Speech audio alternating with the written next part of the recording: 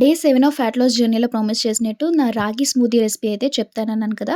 So, ఆ recipe వీడియోతో అయితే ఇప్పుడు మీ ముందుకొచ్చేసాను. వీడియో ఎండ్ వరకు చూసి మీరు కూడా ట్రై చేయండి. సో, ఫస్ట్ ఆఫ్ ఆల్ అయితే మనం ఏదైతే రాగి పిండి యూజ్ చేస్తున్నామో దాంతో మనం కొంచెం అంబలి అనేది తయారు చేసుకోవాలనమాట.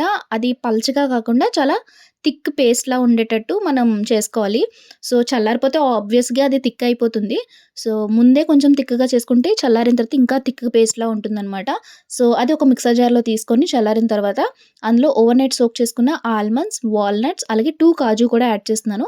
అవి కూడా వేసుకొని తర్వాత ఫ్రూట్ అయితే బనానా యూజ్ చేశాను. Yellow banana. అవి చిన్నవి కాబట్టి నేను 3 యూజ్ చేశాను. మీరు కావాలంటే పెద్దది యూజ్ చేస్తే ఒకటే సరిపోతుంది.